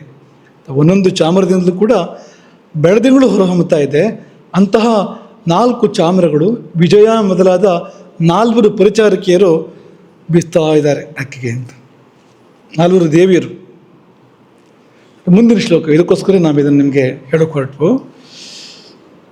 ಸಾಮ್ರಾಜ್ಯ ಚಿಹ್ನ ಶತಮಂಡಿತ ಸೈನ್ಯ ದೇಶ ಅಂತ. ಅವಳು ಇಡೀ ಸೈನ್ಯ, ರಾಜರಾಜೇಶ್ವರಿ ಸೈನ್ಯ ಇದೆಯಲ್ಲ, ಅದನ್ನು ಶಕ್ತಿ ಸೈನ್ಯ ಅಂತ ಕರೀತಾರೆ. ಆ ಒಬ್ಬೊಬ್ಬರು ಯೋಧರು ಕೂಡ ಶಕ್ತಿಯರು ಅಂತ.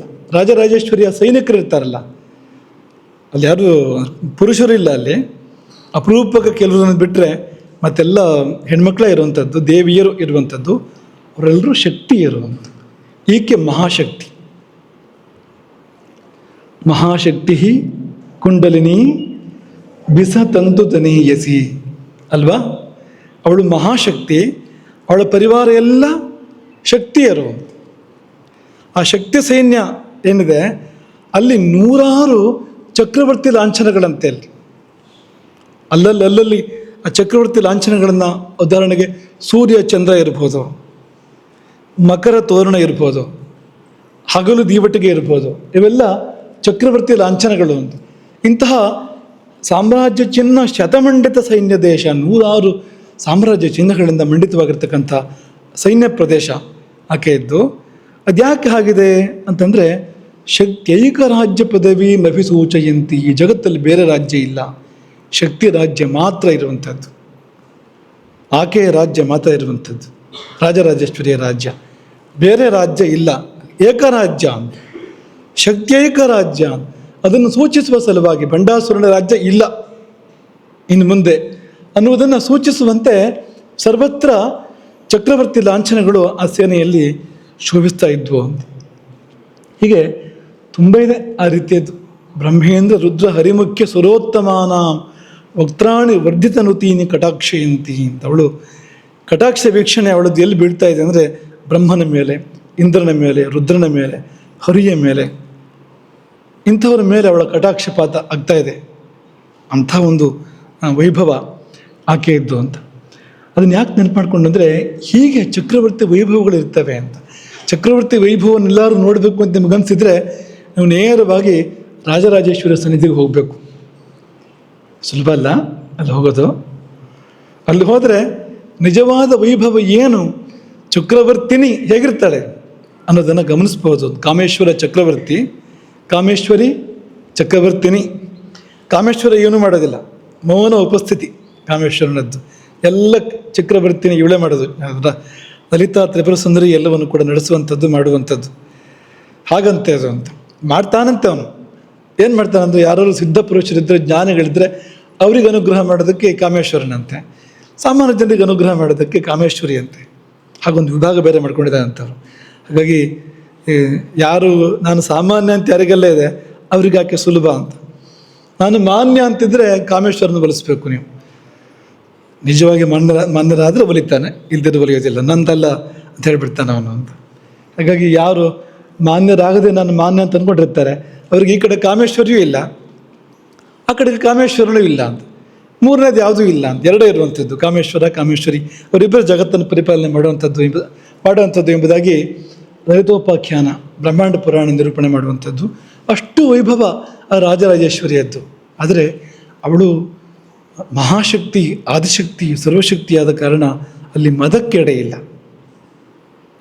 ಆ ಶಕ್ತಿ ಸಾಮ್ರಾಜ್ಯದಲ್ಲಿ ಶಕ್ತಿಯರು ಮಧುಪಾನವನ್ನು ಮಾಡ್ತಾನೆ ಇರ್ತಾರೆ. ದಂಡನಾಥ ದೇವಿ ಅಂದರೆ ಅವಳು ಹತ್ರ ಹೋದರೆ ಮಧುವಿನ ಪರಿಮಳ ಬರುತ್ತಂತೆ ಅಲ್ಲಿ, ಯಾಕಂದ್ರೆ ಮಧುಪಾನ ಮಾಡ್ತಾನೆ ಇರ್ತಾರೆ ಅವಳು.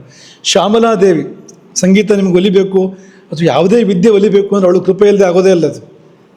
ಅವಳು ಸದಾ ಕಾಲವೂ ಕೂಡ ಕಾದಂಬರಿ ಎನ್ನುವ ಹೆಸರನ್ನು ಮಧುವನ್ನು ಪಾನ ಮಾಡ್ತಾಳೆ. ಅವಳು ಯಾವಾಗಲೂ ಮಾಡ್ತಾ ಇರ್ತಾಳೆ. ಮೈಲೆಲ್ಲ ಬೆವರಿನ ಬಿಂದುಗಳು ಇರ್ತವಂತೆ ಅವಳಿಗೆ. ಮಧುಪಾನದಿಂದಾಗಿ ಮೈ ಬೆವರತ್ತಂತೆ, ಆ ಬೆವರಿನ ಬಿಂದುಗಳು ಇರ್ತವಂತೆ ಅವಳು ಮೇಲೆಲ್ಲ. ಆದರೆ ಅವಳಿಗೆ ಅಮಲಿಲ್ಲ, ಮದ ಇಲ್ಲ ಆಕೆಗೆ. ಯಾಕೆಂದರೆ ಅವರೆಲ್ಲ ತುದಿ ಮುಟ್ಟಿದವರು ಅಂತ, ಅಥವಾ ತುದಿಯೇ ಅವರು ಅಂತ, ತುದಿ ಮುಟ್ಟಕ್ಕೇನಿಲ್ಲ ಅಂತ, ಅವರೇ ತುದಿ ಅಂತ. ಇಂದ್ರ ಅಂದರೆ ತುದಿ ಅಲ್ಲ, ಅದು ಒಂಚೂರು ಮಧ್ಯೆ ಬರುತ್ತೆ ಅದು. ಈ ಕಡೆ ನಮ್ಮ ಹಾಗೆ ಕೆಳಗೂ ಇಲ್ಲ, ಆ ಕಡೆ ಪೂರ್ತಿ ಅವನು ಪರಮಾತ್ಮ ಅನ್ನೋದಕ್ಕೂ ಹಾಗೂ ಅಲ್ಲ ಅದು. ಅದು ಪದವಿ ಬೇರೆ, ಅದು ಹೊಸಬರು ಬರ್ತಾ ಇರ್ತಾರೆ ಪದವಿಗೆ. ಇವತ್ತಿನ ಇಂದ್ರ ಅವನು ಮುಂದಕ್ಕಿರ್ತಾನೆ ಅಂತೇನಿಲ್ಲ, ಮುಂದೆ ಬೇರೆ ಇಂದ್ರ ಬರ್ತಾನೆ ಆ ಸ್ಥಾನಕ್ಕೆ ಅಂತ. ಹಾಗಾಗಿ ಅವನಿಗೆ ಪಾಪ ಜೀರ್ಣ ಆಗಲಿಲ್ಲ ಅದು ಅಂತ, ಅಮಲು ಬಂತಂತೆ, ಮದ ಬಂತು ಅಂತ. ಮದ ಬಂದಾಗ ಏನಾಯಿತು ಅಂದರೆ ಒಂದು ಸಣ್ಣ ಘಟನೆ ಆಯಿತು, ಸಣ್ಣದ್ರಲ್ಲಿ ಸಣ್ಣದು. ಏನಪ್ಪ ಅಂದರೆ ಆ ಸಭೆಗೆ ದೇವಗುರು ಪ್ರವೇಶ ಮಾಡ್ತಾನೆ. ದೇವಾನಾಂಚ ಋಷೀಣಾಂಚ ಗುರುಂ ಕಾಂಚನ ಸನ್ನಿಭಂ ಬುದ್ಧಿಭೂತಂ ತ್ರಿಲೋಕೇಶಂ ತನ್ನಮಾಮಿ ಬೃಹಸ್ಪತಿ. ನೀವು ಜ್ಯೋತಿಷದ ಪಾಠ ಕೇಳುವಾಗ ಗುರುವಿನ ಬಗ್ಗೆ ಕೇಳಿದಿರಲ್ವಾ, ಅದೇ ಇದು ಅಂತ. ಅವನೇ ಗ್ರಹ ರೂಪದಲ್ಲಿರುವಂಥದ್ದು ಅಂತ. ಹಾಗಾಗಿ ಅಂಥ ದೇವಗುರು ದೇವಸಭೆಯನ್ನು ಪ್ರವೇಶ ಮಾಡ್ತಾನೆ. ದೇವಗುರು ಪ್ರವೇಶ ಮಾಡೋದನ್ನು ನೋಡ್ತಾನೆ ಇಂದ್ರ, ಗಮನಿಸ್ತಾನೆ ಅಷ್ಟೇ ಅಂತ, ಮತ್ತೇನು ಮಾಡೋದಿಲ್ಲ ಅಂತ. ಹಾಗೆ ಎದ್ದು ಬಿಡ್ತಾನೆ. ನಾಭ್ಯನಂದತ ಅಂತ. ತನ್ನ ಗುರು,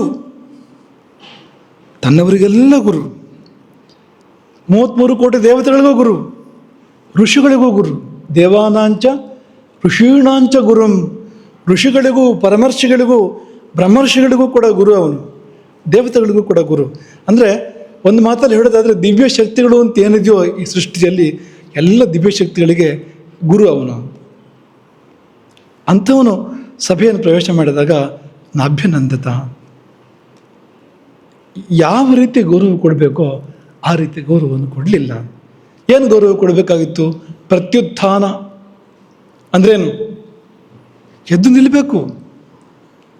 ಯಾವಾಗ ಗುರು ನಮ್ಮ ಬಳಿ ಬರ್ತಾರೆ, ನಾವು ಎಲ್ಲೇ ಕೂತ್ಕೊಂಡಿರಲಿ, ಎಂಥ ಇಂದ್ರಾಸನದಲ್ಲೇ ಕೂತ್ಕೊಂಡಿರಲಿ, ಎದ್ದು ನಿಂತ್ಕೊಳ್ಬೇಕು. ಯಾಕೆಂದ್ರೆ ನಮಗಿಂತ ದೊಡ್ಡವನು ಗುರು. ಶಬ್ದಕ್ಕೆ ದೊಡ್ಡದು ಅಂತ ಅರ್ಥ ಇದೆ.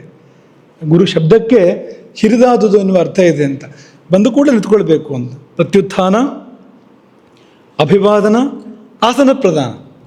ಪ್ರತ್ಯುತ್ಥಾನ ಎದ್ದು ನಿಂತುಕೋ ಅಂತ, ಅಭಿವಾದನ ಪ್ರಣಾಮ ಮಾಡು,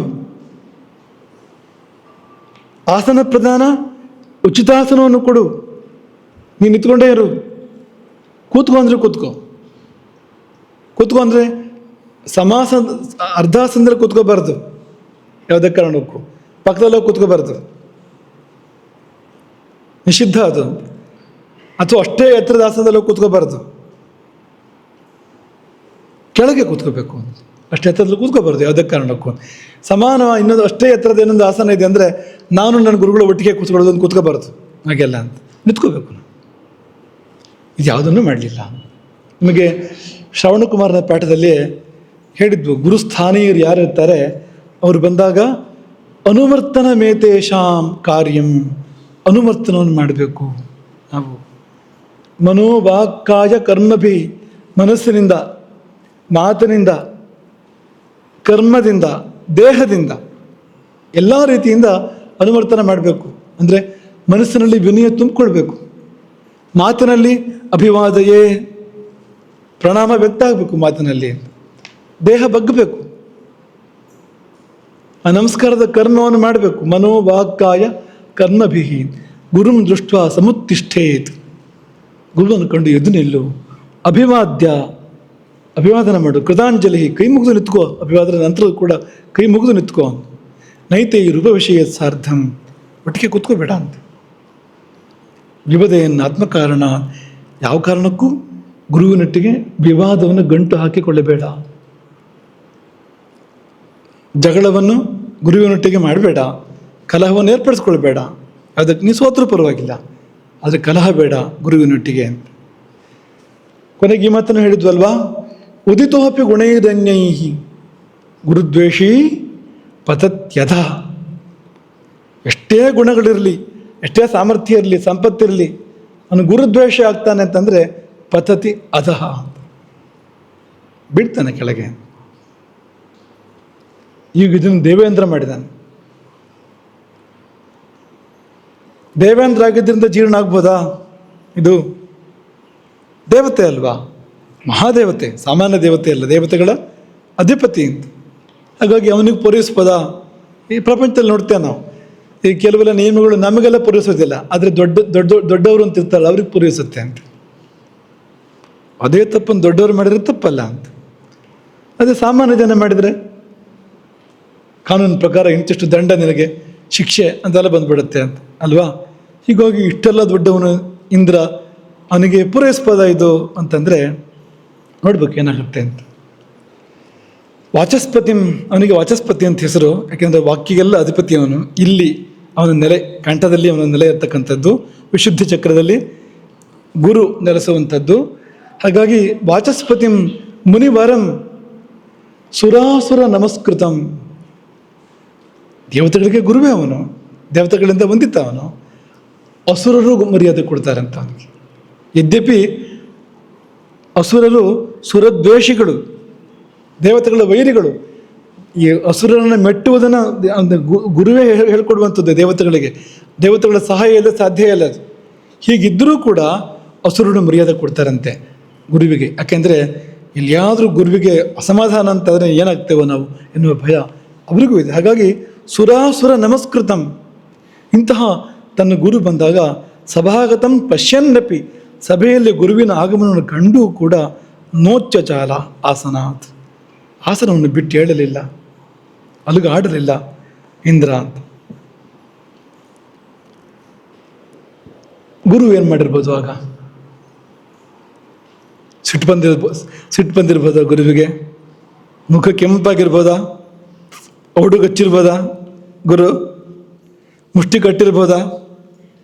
ತಗೋ ಹಿಡಿ ಶಾಪ ಅಂತ ನೀರು ಕೈ ತೊಗೊಂಡಿರ್ಬೋದಾ?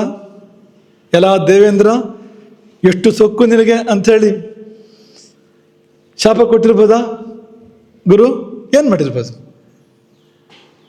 ಏನು ಮಾಡಲಿಲ್ಲ ಅಂತ ಮೌನವಾಗಿ ಅಲ್ಲಿಂದ ನಿರ್ಗಮಿಸಿದ್ದು ಮಾತ್ರ ಹೊರತು ಏನು ಮಾಡಲಿಲ್ಲ ಅಂತ. ತಥೋ ನಿರ್ಗತ್ಯ ಸಾಹಸ ಅಂತ, ಒಂದು ಕ್ಷಣವೂ ಅಲ್ಲಿ ನಿಲ್ಲದೆ. ಯಾಕಂದರೆ ಇಲ್ಲಿ ನನ್ನ ಅಗತ್ಯ ಇಲ್ಲ ಅಂತ ಅನ್ಸ್ಬಿಡ್ತಲ್ಲ, ನಾನು ಇವರಿಗೆ ಬೇಕಾಗಿಲ್ಲ ಅಂತ. ದೇವರಾಜನಿಗಾಗಲಿ ದೇವತೆಗಳಿಗಾಗಲಿ ಅವರಾರು ಮಾಡಬೇಕಾಗಿತ್ತಲ್ಲ, ಇಂದ್ರ ಮಾಡದಿದ್ದಾಗ ಉಳಿದವ್ರಿಗೂ ಕರ್ತವ್ಯ ಇತ್ತಲ್ಲ. ಹಾಗಾಗಿ ಇವ್ರು ಯಾರಿಗೂ ನಾನು ಬೇಡ ಅಂತ ಆಯ್ತಲ್ಲ. ಸಹಸ ಕವಿರ ಆಂಗಿರಸ ಪ್ರಭು, ಆಂಗಿರಸ ಅಂತ ಕರೀತಾರೆ, ಆಂಗಿರಸ ಗೋತ್ರ ಅಂತಿದೆಯಲ್ಲ, ಅದರಿಂದ ಬಂದಿರುವಂಥದ್ದು, ಅದು ದೇವಗುರುವಿಂದಲೇ ಬಂದಿರತಕ್ಕಂಥದ್ದು ಆ ಗೋತ್ರ ಅದು. ಹಾಗಾಗಿ ಕವಿರ ಆಂಗಿರಸ ಪ್ರಭು, ಪ್ರಭು ಅಂದರೆ ಸಾಮರ್ಥ್ಯ ಇದೆ. ಕ್ಷಣ ಮಾತ್ರದಲ್ಲಿ ಇಂದ್ರನನ್ನು ಇಂದ್ರ ಪದವಿಯಿಂದ ಇಳಿಸಬಲ್ಲ ಶಕ್ತಿ ಇದೆ, ಇಂದ್ರನನ್ನು ಸುಟ್ಟು ಬಿಡಬಲ್ಲ ಶಕ್ತಿ ಇದೆ. ಆದರೆ ಏನೂ ಮಾಡಲಿಲ್ಲ ಅಂತ. ಆಯಯವು ಸ್ವಗೃಹಂ ತೂಷ್ಣೀಂ, ತೂಷ್ಣೀಂ ಒಂದೂ ಮಾತಾಡದೆ, ಹೂ ಕೂಡ ಹಿಡದೆ, ಸ್ವಗೃಹಂ ಆಯಯವು, ತನ್ನ ಮನೆಗೆ ಗುರು ಬಂದುಬಿಟ್ಟ, ಗುರುಭವನಕ್ಕೆ ಗುರು ಬಂದುಬಿಟ್ಟ. ಹಾಗಾದ್ರೆ ಗೊತ್ತೇ ಆಗಲಿಲ್ಲ ಗುರುವಿಗೆ ಇಂದ್ರನ ಗರ್ವ ಅಂದರೆ ವಿದ್ವಾನ್ ಶ್ರೀಮದ ವಿಕ್ರಿಯಾಂ, ಇಡೀ ಗೊತ್ತು. ಇದು ಶ್ರೀಮದ ವಿಕ್ರಿಯೆ. ಶ್ರೀಮದ ವಿಕ್ರಿಯೆ ಅಂದರೆ ಶ್ರೀ ಅಂದರೆ ಸಂಪತ್ತು, ಶ್ರೀಮದ ಅಂದರೆ ಸಂಪತ್ತಿನ ಮದ, ಸ್ವರ್ಗಶ್ರೀ ಅದರ ಮದ, ಅದರಿಂದ ಬಂದಿರತಕ್ಕಂಥ ಅಹಂಕಾರ ಅದು. ಆ ಮದದಿಂದ ಬಂದಿರತಕ್ಕಂಥ ವಿಕ್ರಿಯ ಅಂದರೆ ವಿಕಾರ. ಇಷ್ಟು ಗೊತ್ತು. ಅಂದರೆ ಸಮಸ್ಯೆ ಗೊತ್ತು, ಸಮಸ್ಯೆಯ ಬೇರು ಬೀಜ ಎಲ್ಲ ಗೊತ್ತು. ಸಮಸ್ಯೆ ಈ ವಿಕಾರ, ಗುರು ಬಂದು ಗೌರವಸ್ಥೆ ಇರುವಂಥದ್ದು. ಆ ಸಮಸ್ಯೆಯ ಬೇರು ಮದ, ಅದರ ಬೇರು ಸಂಪತ್ತಿದೆ, ಐಶ್ವರ್ಯ, ಎಲ್ಲ ಗೊತ್ತು. ವಿದ್ವಾನ್ ಏನು ಪ್ರತಿಕ್ರಿಯಿಸಲಿಲ್ಲ. ಹಾಗಾಗಿ ಆ ಕಾರ್ಯಕ್ರಮ, ಆ ಸಂದರ್ಭ ಹೇಗಿದೆ ಅಂದರೆ, ಇಂದ್ರನದ್ದು ಏನೂ ವ್ಯತ್ಯಾಸ ಇಲ್ಲ, ಚಲನೆ ಇಲ್ಲ, ಶ್ರೀಮದ್ ಗಾಂಭೀರ್ಯ. ಆ ಕರೆಯೋಕ್ಕಾಗೋದಿಲ್ಲ ಅದನ್ನು,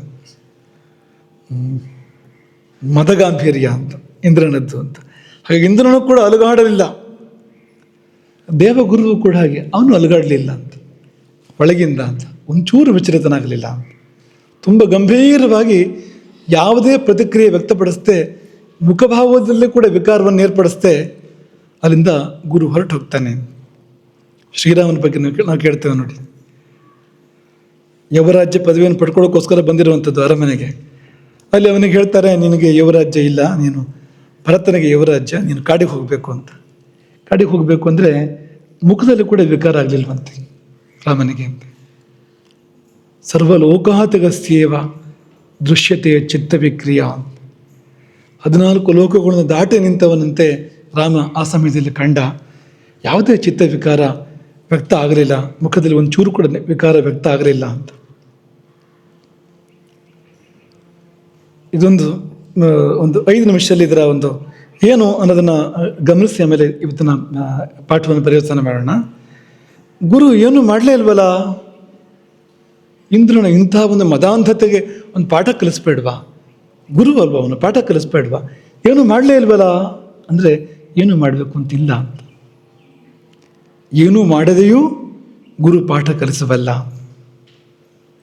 ದಕ್ಷಿಣಾಮೂರ್ತಿ ನೋಡಿ, ಗುರುಸ್ತು ಮೌನಂ ವ್ಯಾಖ್ಯಾನಂ. ಅದೇ ಶಂಕರಾಚಾರ್ಯರು ಹೇಳಿದ್ರು, ಚಿತ್ರಂ ವಟತರೋರ್ ಮೂಲೆ. ವಟವೃಕ್ಷದ ಬುಡದಲ್ಲಿ ಒಂದು ಆಶ್ಚರ್ಯ ನಡೆದಿದೆ. ಏನು ಆಶ್ಚರ್ಯ ಅಂದರೆ, ಮುದಿ ಶಿಷ್ಯರು, ಎಳೆ ಹುಡುಗ ಗುರು ಅಂತ, ನವತರುಣ ಗುರು ಅಂತ, ಬುದ್ಧ ಶಿಷ್ಯ ಗುರುರ್ಯುವ. ಇಷ್ಟ ಆಶ್ಚರ್ಯ ಸಾಲದು ಅನ್ನೋದಕ್ಕೆ ಮುಂದಿನ ಆಶ್ಚರ್ಯ ಏನು ಅಂದರೆ, ಅಲ್ಲಿ ಏನು ನಡೀತಾ ಇದೆ ಪಾಠ ಪ್ರವಚನ ಅಂದರೆ ಮೌನಂ ವ್ಯಾಖ್ಯಾನಂ. ಸುಮ್ಮನೆ ಕೊಡ್ತಿದ್ದಾನಂತೆ ದಕ್ಷಿಣಾಮೂರ್ತಿ ಅಂತ. ಹಾಗಾದ್ರೆ ಇವ್ರಿಗೆ ಏನೂ ಅರ್ಥ ಆಗಿರ್ಲಿಕ್ಕಿಲ್ಲ. ಒಂದು ಸ್ವಲ್ಪ ಹೊತ್ತಿಗೆ ಬೇಜಾರು ಬಂದು ಎದ್ದೋಗಿರ್ತಾರೆ ಬೈಕೊಂಡು ಗುರುವನ್ನ. ಅಂದರೆ ಶಿಷ್ಯಾಸ್ತು ಚಿನ್ನ ಸಂಶಯ, ಅವ್ರಿಗೆ ಯಾವ ಸಂಶಯವೂ ಕೂಡ ಉಳಿಲಿಲ್ಲ ಶಿಷ್ಯರಿಗೆ. ಹಾಗಾಗಿ ಚಿತ್ರಂ, ಏನು ಆಶ್ಚರ್ಯ ಎಂಬುದಾಗಿ ಶಂಕರಾಚಾರ್ಯರು ಹೇಳಿದ್ದು. ಹಾಗಾಗಿ ಗುರು ಮಾತಾಡಿಯೂ ಪಾಠ ಕಲಿಸಬಲ್ಲ, ಮೌನದಲ್ಲಿಯೂ ಕೂಡ ಪಾಠವನ್ನು ಕಲಿಸಬಲ್ಲ ಅಂತ. ಗುರು ಕೆಡುಕು ಮಾಡಬೇಕೆಂದೇನಿಲ್ಲ, ಮಾಡುವ ಒಳಿತನ ಮಾಡದಿದ್ದರೆ ಸಾಕು, ಪತನ ನಿಶ್ಚಿತ. ಏನು ಅನುಗ್ರಹ ಹರಿದು ಹೋಗ್ತಾ ಇದೆ ಅದು ನಿಂತರೆ ಸಾಕು ಅಂತ. ಅವನೇನು ಕೆಟ್ಟದ್ದು ಮಾಡಬೇಕು ಅಂತಿಲ್ಲ, ಅವನು ಕೊಡ್ತಾ ಇರೋದನ್ನು ನಿಲ್ಲಿಸಿದ್ರೆ ಸಾಕು ಅಂತ. ಎಲ್ಲ ಅನಾಹುತವಾಗ್ಬಿಡುತ್ತೆ. ಒಂದು ಕವಚ ಇದೆ ಅಂತ ಅಂದ್ಕೊಳ್ಳಿ. ಈಗ ಕವಚಕ್ಕೆ ಜೀವ ಇದೆ ಅಂತ ಅಂದ್ಕೊಳ್ಳಿ, ಚೈತನ್ಯ ಇದೆ ಅಂತ ಅಂದ್ಕೊಳ್ಳಿ. ಕವಚಕ್ಕೆ ಕೋಪ ಬಂದು ನಮ್ಮನ್ನು ಬಿಟ್ಟು ಹೋಯ್ತು ಅಂದರೆ, ಕೋಪ ಬಂದರೆ ಕವಚ ನಮ್ಮನ್ನು ಬಡಿಬೇಕು ಅಂತಿಲ್ಲ. ಏನು ಅದು ಎದ್ದೋಯ್ತು ಕವಚ ಅಂತಂದರೆ, ಅದು ಇಲ್ಲ ಅಂತಾದರೆ ಶತ್ರುಗಳ ಒಂದೊಂದು ಘಾತವು ಕೂಡ ನೇರ ಪರಿಣಾಮ ಬೀರುತ್ತೆ, ನಮ್ಮ ಎದೆಯನ್ನು ಸೀಳುತ್ತೆ ಅದು.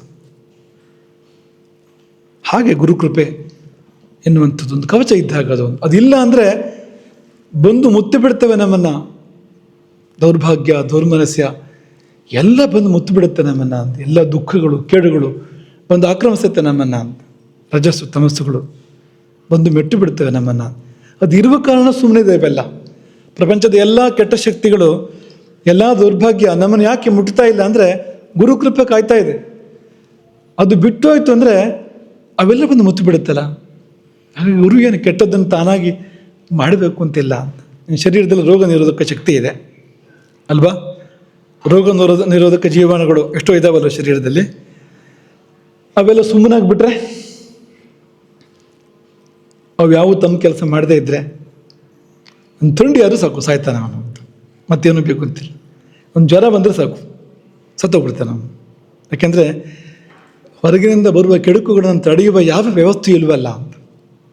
ಗುರು ಎಂದರೆ ಅದು ಅಂತ, ಅದು ರೋಗ ನಿರೋಧಕ ಶಕ್ತಿ ಇದ್ದಂತೆ, ಕವಚ ಇದ್ದಂತೆ. ಅದಿದ್ದರೆ ಸಾಕು ನಮಗೆ ಎಷ್ಟೋ ಕೆಟ್ಟದ್ದು ಆಗೋದಿಲ್ಲ ಅಂತ. ಅದಿಲ್ಲ ಇದ್ದರೆ ಆ ಕೆಟ್ಟದ್ದೆಲ್ಲ ಆಗ್ಬಿಡುತ್ತೆ ಅಂತ. ಸುಮ್ಮನೆ ನಿಮ್ಗೆ ಹೇಳೋದು, ರವಿ ದುಃಖವನ್ನು ಕೊಡ್ತಾನೆ, ಕುಜ ಕಲಹವನ್ನು ಕೊಡ್ತಾನೆ, ಶನಿ ಮರಣವನ್ನು ಕೊಡ್ತಾನೆ ಅಲ್ವಾ. ಇವರೆಲ್ಲ ಕುಪಿತರಾದರೆ ಇದೆಲ್ಲ ಮಾಡ್ತಾರೆ. ಚಂದ್ರ ಚಾಂಚಲ್ಯವನ್ನು ಕೊಡ್ತಾನೆ ಅಲ್ವಾ. ಚಂದ್ರ ಅಂದರೆ ಮನಸ್ಸು, ನಮ್ಮ ಮನಸ್ಸು ನೋಡ್ಕೊಂಡ್ರೆ ಸ್ವಲ್ಪ ಗೊತ್ತಾಗುತ್ತೆ ನಮಗೆ ಚಂದ್ರ ಏನು ಕೊಡ್ತಾನೆ ಅಂತ. ಹಾಗಿದೆ ಮನಸ್ಸು ಅಂದರೆ ಒಳ್ಳೆ ಮಂಗ ಇದ್ದಾಗಿದೆ ಅಂತ, ಒಳ್ಳೆ ಮಂಗ ಅಂತ. ಒಳ್ಳೆ ಮಂಗ ಅಂದರೆ ಚೇಳು ಕಚ್ಚಿದ ಮಂಗ, ಕಾಪಿಶಾಯನ ಮದ್ಯವನ್ನು ಕುಡಿದಿರ್ತಕ್ಕಂಥ ಮಂಗ. ಆ ಮಂಗ ಹೇಗಿದೆ, ನಮ್ಮ ಮನಸ್ಸಾಗಿದೆ ಅಂತ. ಮನಸ್ಸೇನು ಮಾ ಅಂದ್ರೆ ಸಾಕು ಚಾಂಚಲ್ಯವಂತೆ. ಮನೋ ಮಧುಕರೋ ಮೇಘೋ ಮಾನಿನಿ ಮದನೋ ಮರುತು ಮಾ ಮದಃ ಮರ್ಕಟಶ್ಚೈವ ಮಕಾರ ದಶ ಚಂಚಲಾಹ ಅಂತ. ಇಲ್ಲಿವರೆಗೆ ಇದನ್ನು ಮಾ ಅಂದ್ರೆ ಸಾಕು ಚಾಂಚಲ್ಯ ಅಂತ.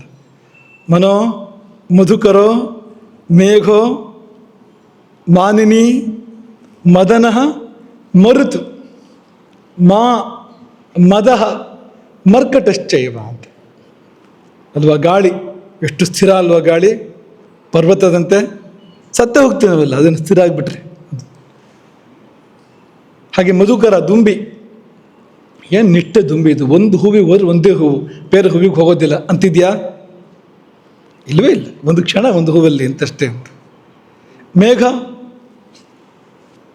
ಮೋಡ, ಮೋಡದಲ್ಲಿ ಒಂದು ಶಿಲ್ಪ ಕೆತ್ತನೆ ಮಾಡಿದರೆ ಎಷ್ಟೊತ್ತಿರ್ಬೋದು ಅದು. ಶಿಲ್ಪ ಎಲ್ಲ ಕಾಣ್ತಾ ಇರುತ್ತೆ ಮೋಡದಲ್ಲಿ ಅಲ್ವಾ.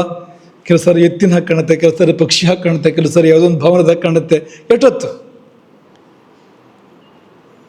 ಹಾಗೆ ಅಂತ. ಮತ್ಸ್ಯ, ಮತ್ಸ್ಯ ಎಷ್ಟು ಸ್ಥಿರ, ಕೈ ಹಿಡ್ಕೊಂಡ್ರೆ ಜಾರಿ ಹಾರಿಬಿಡುತ್ತೆ ಅದು ಅಂತ. ಏನಷ್ಟು ಚಂಚಲ ಅದು ಅಂತ. ಇದೆಲ್ಲ ಚಂಚಲವಂತೆ ಅಂತ. ಹಾಗಾಗಿ ಚಂದ್ರನಿಂದ ಚಾಂಚಲ್ಯ, ಬುಧನಿಂದ ಸಂಘದೋಷ. ಬುಧನಿಂದ ಯಾಕೆ ಹೇಳಿ, ಸ್ವತಃ ಶುಭಗ್ರಹ ಆದರೂ ಕೂಡ ಪಾಪಗ್ರಹದ ಜೊತೆಗೆ ಸೇರಿದರೆ ಅವನು ಪಾಪನಾಗ್ತಾನೆ ಅವನು ಅಂತ. ಹಾಗಾಗಿ ಪಾಪ ಬುಧಸ್ಥೈರ್ಯುತಃ ಅಲ್ವಾ, ಸಂಘದೋಷ ಕೊಡ್ತಾನೆ ಬುಧ. ಶುಕ್ರ ಈ ಅಮಲು ಶುಕ್ರನೇ ಕೊಡುವಂಥದ್ದು. ಸುಖ ಕೊಟ್ಟು ಅಮಲು ಕೊಡ್ತಾನೆ, ಸಂಪತ್ತು ಕೊಟ್ಟು ಅಮಲು ಕೊಡ್ತಾನೆ. ಅದರಂತೂ ಸುಖ ಲೋಲುಪತೆಯ ಅಮಲು ಅಂತ, ಅದು ಶುಕ್ರ ಕೊಡುವಂಥದ್ದು. ಇದೆಲ್ಲದರಿಂದ ನಮ್ಮನ್ನು ಕಾಯೋನು ಗುರು. ಕೇವಲ ಒಂದು ದೃಷ್ಟಿಯನ್ನು ಹಾಯಿಸಿ ಏ ಶನಿ ತೊಂದರೆ ಕೊಡಬೇಡ ಅಂತ, ಹಾಗೆ ಅಂತ. ರವಿ ತಂಪಾಗು ಸ್ವಲ್ಪ. ಹೀಗೆ ಎಲ್ಲ ಗ್ರಹಗಳನ್ನು ಅದು ಎಂಥ ಪ್ರಭಾವಶಾಲಿ ಇರಲಿ ಅಂತ ಇರು, ಅಲ್ಲಿ ಉಪದ್ರವ ಮಾಡಬೇಡ ಎನ್ನುವನು ಗುರು ಅಂತ. ಆ ಗುರು ನಮ್ಮನ್ನು ತೊರೆದು ಹೋಗಿಬಿಟ್ರೆ ಮತ್ತು ಬೇರೆ ಏನು ಅನರ್ಥ ಬೇಕು ಹೇಳಿ ಅಂತ. ಇಂದ್ರನಿಗೆ ಗೊತ್ತಿಲ್ಲ ಯಾರು ಕಾಯ್ತಾ ಇದ್ದವರು ತನ್ನನ್ನು ಅಂತ, ಯಾವುದು ಕಾದಿದೆ ತನ್ನನ್ನು, ಯಾವುದರಿಂದಾಗಿ ತಾನು ಇಷ್ಟು ವೈಭವದಲ್ಲಿದ್ದಾನೆ, ಯಾವುದರಿಂದಾಗಿ ರಾಕ್ಷಸರು ತನ್ನನ್ನು ಆಕ್ರಮಣ ಮಾಡೋದು ಸಾಧ್ಯ ಆಗ್ತಾ ಇಲ್ಲ ಅನ್ನೋ ಕಲ್ಪನೆ ಇಲ್ಲ ಅಂತ ಅವನು ಅಂದ್ಕೊಂಡಿದ್ದಾನೆ. ವಜ್ರಾಯುಧ ಇದೆ, ದೇವಸೈನ್ಯ ಇದೆ, ಮಹತೆ ಇದೆ, ಪರಾಕ್ರಮ ಇದೆ, ಇದರಿಂದ ತಾನು ದೇವೇಂದ್ರ ಅಂತ ಅಂದ್ಕೊಂಡಿದ್ದಾನೆ ಅವನು. ಆದರೆ ವಾಸ್ತವ ಏನು ಅಂದರೆ ಹೊಂಚು ಹಾಕಿ ಕಾದಿದ್ದಾರೆ ಅಸುರರು ಅಂತ. ಅವ್ರಿಗೇನು ಮಾಡೋಕ್ಕಾಗ್ತಾ ಇಲ್ಲ. ಯಾಕೆಂದರೆ ಗುರು ಕಾಯ್ತಾ ಇದ್ದಾನೆ, ನಿರಂತರವಾಗಿ ಗುರು ಕಾಯ್ತಾ ಇದ್ದಾನೆ. ಅವನ ಆಶೀರ್ವಾದದ ಕವಚ ಇದೆ. ಈಗ ಅದು ಕಳಚಿ ಹೋದರೆ ಪತನ ನಿಶ್ಚಿತ ಅಂತ. ಹಾಗಾಗಿ ಗುರು ಅವನು ಏನು ಮಾಡೋದೇ ಬೇಡವಂತೆ, ಕೆಡುಕು ಅಂತ ಮಾಡೋದು ಬೇಡವಂತೆ. ಹಾಗಾಗಿ ಗುರುಗ್ರಹಕ್ಕೆ ಅಶುಭಗಳನ್ನು ಹೇಳಿಲ್ಲ, ಪರಮ ಶುಭ ಅಂತ ಕರೀತಾರೆ ಗುರುವನ್ನು. ಶುಭ, ಕೇವಲ ಶುಭ ಅನ್ನೋ ಶಬ್ದ ಬಳಸಿದ್ರೆ ಗುರು ಅಂತಲೇ ಅರ್ಥ ಅದಕ್ಕೆ ಅಂತ. ಅಷ್ಟರ ಮಟ್ಟಿಗೆ ಜ್ಯೋತಿಷ ಗುರುವಿನಲ್ಲಿ ಶುಭತ್ವವನ್ನು ಗುರುತಿಸಿದೆ ಅಂತ. ಅಶುಭ ಅಂತಲೇ ಇಲ್ಲ ಅಲ್ಲೇ ಅಂತ. ಮತ್ತು ಗುರುದೋಷ ಅಂದ್ರಲ್ಲಿ ಏನು ಅಂದರೆ ಏನಿಲ್ಲ. ಗುರು ಪಕ್ಕಕ್ಕೆ ಸರಿದಿದ್ದಾನೆ, ಗುರು ಸುಮ್ಮನಾಗಿದ್ದಾನೆ, ಗುರು ದೂರ ಆಗಿದ್ದಾನೆ, ಗುರು ಮರಿಯಾಗಿದ್ದಾನೆ, ಇಷ್ಟೇ ಅರ್ಥ ಅದಕ್ಕೆ. ಗುರುವಿಂದ ಸಿಗಬೇಕಾದ ಸಿಗ್ತಾ ಇಲ್ಲ, ಅನುಗ್ರಹ ಆ ಕಲೆ ಕಡಿಮೆ ಇದೆ, ಇಷ್ಟೇ ಅರ್ಥ ಅದಕ್ಕೆ ಅಂತ. ಸೂರ್ಯ ಏನು ಮಾಡಬೇಕು, ಕತ್ಲು ಮಾಡಬೇಕು ನಮಗೆ ಅಂದರೆ ಅವನು ಇಲ್ಲೇ ಇದ್ದರೆ ಸಾಕು, ಅವ್ನು ಮರೆ ಆದರೆ ಸಾಕು, ಕತ್ಲಾಗ್ಬಿಡುತ್ತೆ ತಾನೇ ತಾನಾಗಿ ಅಂತ. ಹಾಗೆ ಅದು ಅಂತ. ಇನ್ನು ಕೆಡುಕನ್ನೇ ಮಾಡೋಕ್ಕೆ ಹೊರಟ್ರೆ ಗುರು ಒಂದು ವೇಳೆ ಏನಾದರೂ ಕುಪಿತನಾಗಿ ಆಗ್ರಹವನ್ನೇ ಮಾಡೋಕ್ಕೆ ಹೊರಟ್ರೆ ಹರ ಮುನಿದರೆ ಹರಿಕಾವ, ಹರಿ ಮುನಿದರೆ ಹರಕಾವ, ಗುರು ಮುನಿದರೆ ಕಾಜುವರಿಲ್ಲ. ಹರಿಹರರೂ ಕಾಯೋಕ್ಕೆ ಸಾಧ್ಯ ಇಲ್ಲ, ಗುರು ಮುನಿದರೆ ಅದಕ್ಕೆ ಪರಿಹಾರವೇ ಇಲ್ಲ. ಆಮೇಲೆ ಗುರುವೇ ಸರಿಪಡಿಸ್ಬೇಕು. ಎಲ್ಲ ದೇವತೆಗಳನ್ನ ಮೀರಿ ಬೆಳಗುವ ದೇವತೆ ಗುರು. ಭ್ರೂ ಮಧ್ಯೆ ದ್ವಿದಲಾಂಬು ಜನ್ಮನೆ ಶುಭೆ ವೀರಾಸನಾಧ್ಯಾಸಿತ. ಅಷ್ಟು ಎತ್ತರ ಇರ್ತಾನೆ ಗುರು ಅಂತ. ದೇವತೆಗಳೆಲ್ಲ ಹೀಗಾಗ್ಬಿಡ್ತಾರೆ ಅವನಿಗೆ ಅಂತ. ಈ ಷಟ್ಚಕ್ರಗಳ ಮಾರ್ಗದಲ್ಲಿ ಗುರುವಿನ ನೆಲೆ ಇದೆಯಲ್ಲ, ಅದು ಎಷ್ಟು ಎತ್ತರ ಇದೆ ಅಂದರೆ ಎಲ್ಲ ದೇವತೆಗಳು ಕೆಳಗಡೆ ಬರ್ತಾರೆ ಅಂತ, ಹೀಗೆ ಬರ್ತಾರೆ ಗುರುವಿಗೆ. ಹಾಗಾಗಿ ಅಂತಹ ಗುರುವನ್ನು ಎದುರು ಹಾಕ್ಕೊಂಡ್ರೆ, ಅಂತಹ ಗುರುವಿನ ಆಗ್ರಹವನ್ನು ಕಟ್ಟಿಕೊಂಡ್ರೆ ಏನು ಬೇಕಾದರೂ ಆಗ್ಬೋದು ಅಂತ. ಇದು ಅರಿವಾಯ್ತಾ ಇಂದ್ರನಿಗೆ ಅನ್ನೋದನ್ನು ನಾಳೆ ನೋಡೋಣ. ಹರೇ ರಾಮ.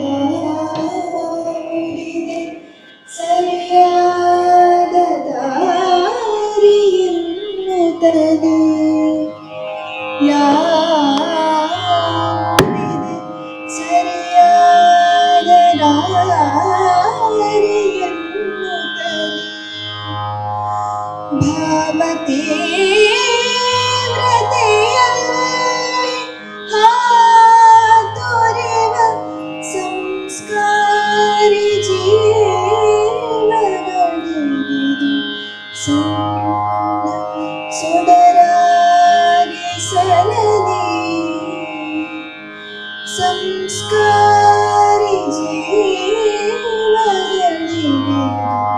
ಸಣ್ಣ ಸುಡರ